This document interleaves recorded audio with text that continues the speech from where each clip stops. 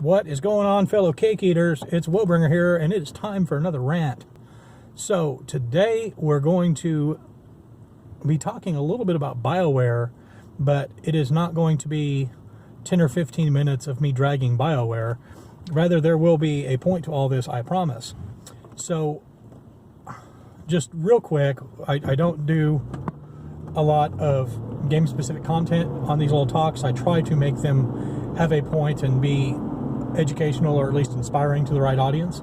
But for the sake of context, Bioware has released a couple of very shoddy products the last couple of years. The most recent one being a very hyped game called Anthem. And look, full disclosure, okay, there's a plurality of people that I would dare say are in the minority that love to play it, and good for them. Doesn't impact my life one iota, right?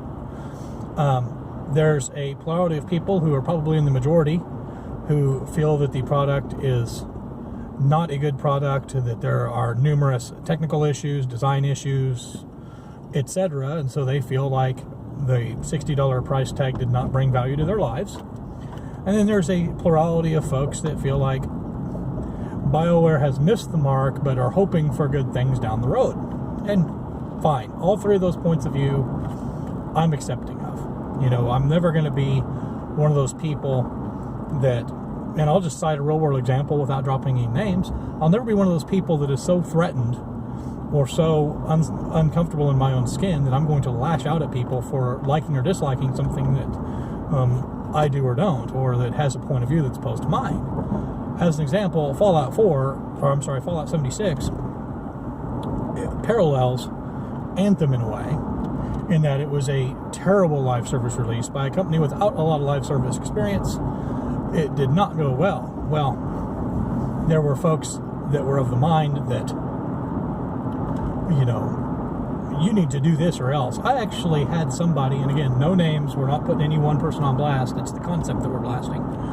Somebody that bowed up and said, I don't understand all the hate. If you don't like this product, then clearly you must suck at Fallout. Okay then. So that's not what I'm going to do. I'm not going to be so uncomfortable or so insecure that if somebody likes or dislikes something, fine. You know, you do you.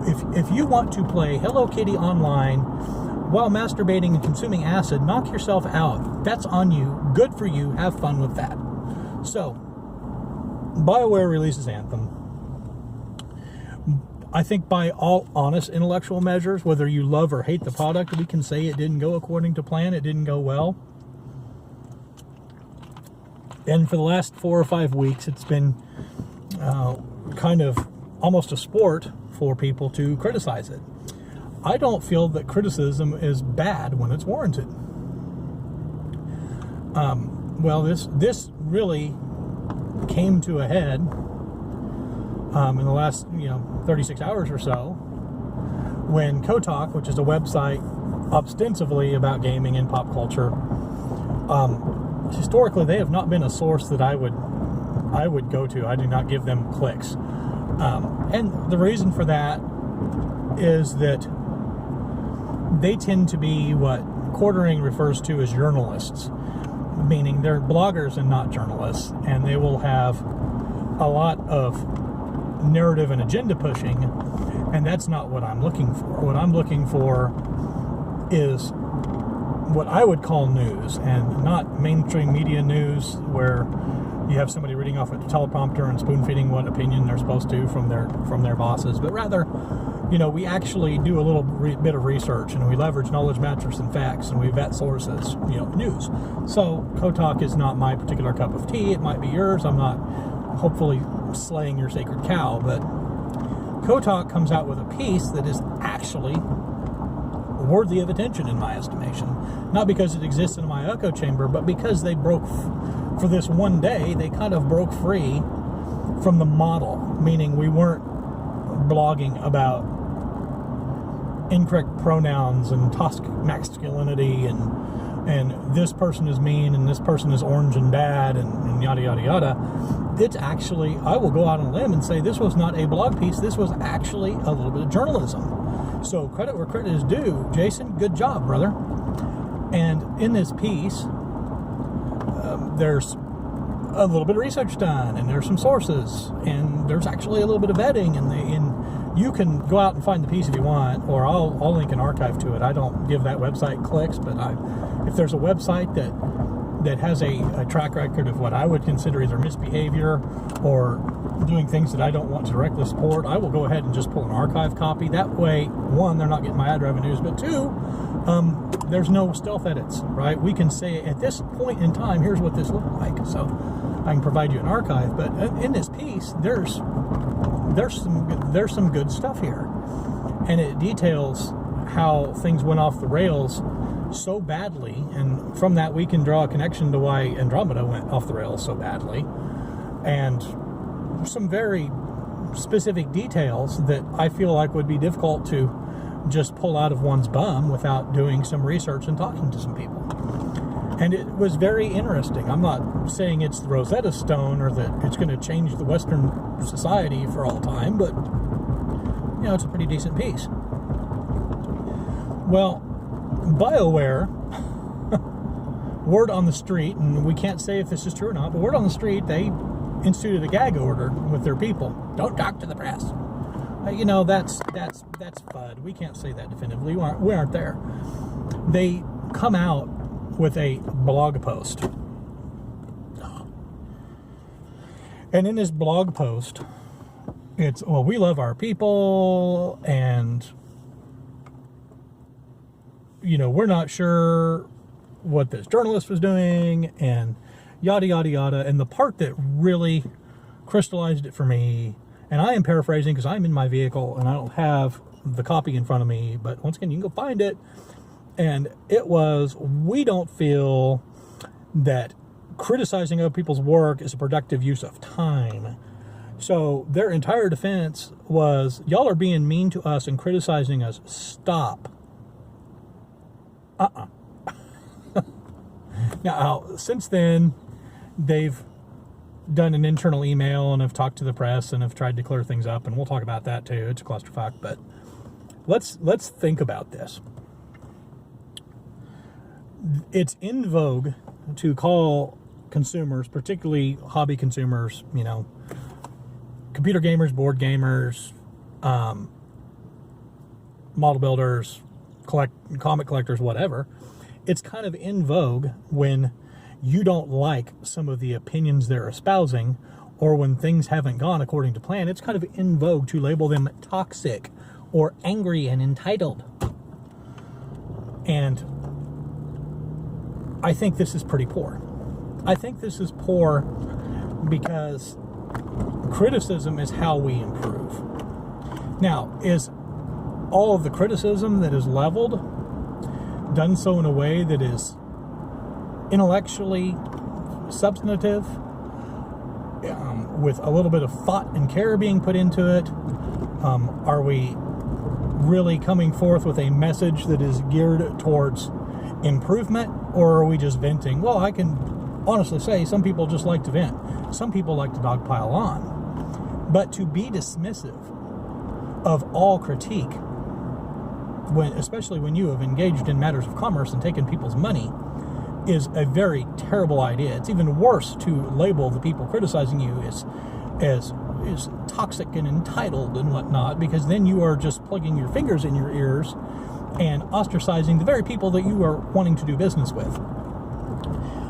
It comes off as an issue that we have at home. I mention this to you just for context and not to generate any pity points or put armor on or claim intersectionality points. Fuck me, did I just say that? Anyway, I have a stepdaughter who is 17, and she is a wonderful kid, heart of gold, says her prayers, eats her vitamins, loves her mom and dad, etc., etc. She has some developmental challenges, and she is not functioning at a 17-year-old level. And when she is criticized, and we criticize her in a different way than we would a 17-year-old functioning at a 17-year-old level. But when she is justifiably criticized, she breaks down, and it's a defense mechanism. She will break down, or I hate to say it, but almost boilerplate histrionics for somebody that's not very mature. You don't love me, why are you being so mean, etc., etc., etc. Bioware, yep, congratulations. You have exhibited behaviors similar to a 17-year-old girl who has verifiable medical developmental disorders. You do not like being criticized, and so you lash out, well, we don't think you should be mean to us. Okay, here's what since we're talking about what we think, I think you should stop sucking. What do I mean by this? That doesn't mean make products I like or else. It means that if you're not screwing up, people won't have as much to criticize you on, right? I tell the kids at the school, my kids all the time, and in this case apparently the Bioware kid as well, that if you do things right and don't fuck up, no one is going to be cross with you. As I said on my stream last night, I don't recall any time in the last couple of years where somebody has woke me up in the middle of the night, drugged me out of bed, proceed to kick me in the gentleman's region, and say, you're doing a good job right now, quit it. You need to fuck up more, right? But when things have gone sideways and have not gotten according to plan, I have not delivered what was promised, or I have not met people's expectations after taking their money or as part of ongoing business with them, I have been criticized. And sometimes I've been criticized at upwards of 100 decibels. And that's okay, right? In the real world, there aren't safe spaces. The creation of safe spaces only serves to screw people up in such a way that they're not going to be able to function. Now, should we wake up in the morning and try to find ways to be cruel to our fellow man? It's not how I roll. I always want to try to help people. But in the real world, we are going to get criticized when we screwed up. Okay? When we manage to screw things up, break stuff, not meet expectations that we ourselves help set, we've taken money from people, etc., there is going to be criticism. And to say, well, you're just being toxic and mean, and to devalue, dehumanize people that are criticizing you after you've taken their money and delivered them a shit sandwich with no bread, that reflects very poorly upon you. And we as consumers, I believe, should demand a bit more accountability. A bit more accountability from the people that we do business with, and more accountability from ourselves. If you go out to places like Reddit, oh, hold on, meat wagon. Good luck, boys. Take care. So, if you go out to the Mos Eisleys of internet, such as Reddit, and the release of the day is out there, there is plenty of criticism with no end goal and just people dogpiling. Fine. But we should not get into this mode where all criticism is bad and devalue it. Me personally, I don't do compliments. For me. Now, I will compliment other people all day because I know they're not wired with me. They're not jacked up like I am, right? But for me, I will point blank tell people I don't take compliments well because I don't do compliments. I am secure enough in my own skin to where I don't need a cookie and a bozo button to tell me I'm doing my job. In fact, there are times... Oop, fire engine, hang on, y'all.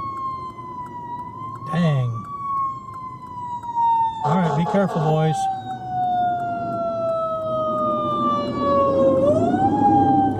Dang, that's two. That's a ladder as well as a meat wagon. That's not good. But where I was going with that is, let's say, damn fire truck. Well, anyway, wrap it up, I guess. I completely got derailed by our first responders, but that's okay. They're more important. The work they're doing right now is more important than what I'm doing. So, wrap it up here. Let's not be afraid of criticism, right? Oh, that's where I was. Okay, so real quick, I don't do compliments. I do criticisms. I don't take compliments well. There are times, and I have to work on this. I have to actively concentrate on this. There are times when I get complimented, I actually don't like it. I don't need a cookie and a bozo button because I did my job that day. when somebody pats me on the head and says, oh, thank you for doing X, Y, and Z, when that is what was expected of me, I don't need that. I do better off criticism. I want you to tell me if things aren't to your satisfaction. I want us to talk through and post-mortem stuff and say, hey, what can we do better here? What can we do better there? How did this go? How did that go? Okay, I'm sorry that we did not meet your expectations on this. Here's what we can do to improve, etc. Now, would I prefer that wasn't delivered at 100 decibels and in a profanity-laden tirade? Yeah, that might be more constructive. But if I've dropped the ball in some way, that is par for the course. If that triggers me, I should find a different line of work, in my opinion. So I don't do compliments, I do criticisms. Not everybody's wired that way, but I don't feel like we should ever be afraid of criticism. I think we can recoil a little bit if somebody carpet bombs us with salty language and delivers the criticism in a way that is not constructive. They're just wanting to vent. Okay, well, I mean, if I did them wrong, I guess they get to vent, but we've not advanced the ball forward. We've made them maybe feel better. I'm not running a feelings factory, so that has no practical application for me, but I get it. Human nature, right? But for a developer to take money from people and then try to put on armor and say you can't criticize us, or you're being toxic and mean and masculine, and you probably voted for the Orange Man and you're a horrible human. Yeah, I'm not going to go there. That's not how you ingratiate me. Anyway, sorry the first responders interrupted us, but their work is super, super important, and I will back the red and back the blue till the day I die. Thank you all for hanging out. Don't be afraid of criticism. Go out there today. Try to help your fellow man if they are helping themselves. We're not going to enable. We're going to help people. Always try to help people. Go out there, be a maker and a taker, and we will catch you all next time.